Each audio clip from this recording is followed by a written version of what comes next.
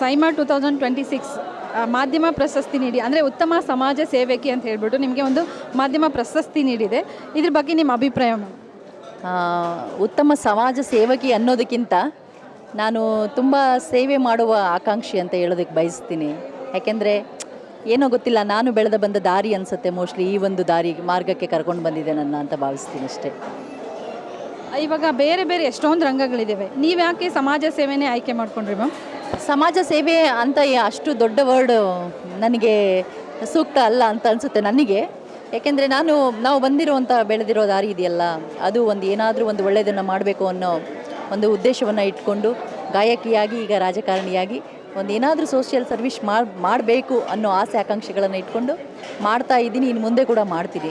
ನಾನು ಸಮಾಜ ಸೇವಕಿ ಅಲ್ಲ, ನಾನೊಬ್ಬಳು ಸೇವಕಿ ಅಷ್ಟೇ. ಇವಾಗ ಅಂತಾರಾಷ್ಟ್ರೀಯ ಮಹಿಳಾ ದಿನಾಚರಣೆ ಅಂಗವಾಗಿ ಮಾಧ್ಯಮ ಪ್ರಶಸ್ತಿ ಪಡೆದಿದ್ದೀರಲ್ವ, ಮಹಿಳೆಯರಿಗೆ ಏನು ಹೇಳೋಕ್ಕೆ ಇಷ್ಟಪಡ್ತೀರಾ ನೀವು ಇದ್ರ ಮುಖಾಂತರ? ಮಹಿಳೆಯರು ಅಬಲೆಯರಲ್ಲ, ಸ್ವಾವಲಂಬಿಗಳು. ಇವತ್ತು ನಾವು ನೋಡ್ತಾ ಇದ್ದೀವಿ ಎಷ್ಟು ಎಲ್ಲ ಕ್ಷೇತ್ರಗಳಲ್ಲೂ ಮಹಿಳೆಯರು ಮುಂದೆ ಇದ್ದೀವಿ. ನಾವು ಯಾವತ್ತೂ ಉನ್ನತ ಸ್ಥಾನಮಾನಗಳಿಗೆ ಕುಗ್ಗದೆ, ನಾವು ಸಿಕ್ಕಿಲ್ಲ ಅಂತ ಹೇಳಿ ಕುಗ್ಗದೆ, ಮೇಲೆ ಹೋದರೆ ಇಗ್ಗದೆ, ನಾವೆಲ್ಲ ಏನು ಕಮಿಟ್ಮೆಂಟ್ಸ್ಗಳನ್ನು, ನಾವೇನು ಮಾತನ್ನು ಕೊಡ್ತೀವಿ, ಏನು ಎಥಿಕ್ಸನ್ನು ಇಟ್ಕೊಂಡಿದ್ದೀವಿ, ಎಲ್ಲದರಲ್ಲೂ ಕೂಡ ಮುಂದೆ ಬರ್ತೀವಿ ಅಂತ.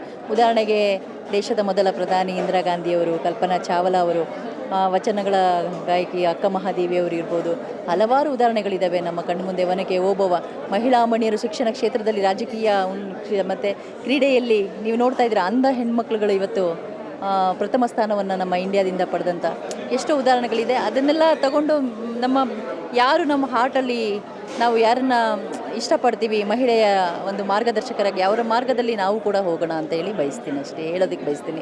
Thank you so much. ನನ್ನ ಗುರುಗಳು ಮಂಜುಳಾ ಗುರುರಾಜ್ ಅವರು, ಅವರ ಒಂದು ಜೀವನ ಶೈಲಿಯೇ ನನ್ನ ಇಷ್ಟೊಂದು ಎತ್ತರಕ್ಕೆ ಕಾರಣ ಅಂತ ಹೇಳೋದಕ್ಕೂ ಕೂಡ ಇಷ್ಟಪಡ್ತೀನಿ.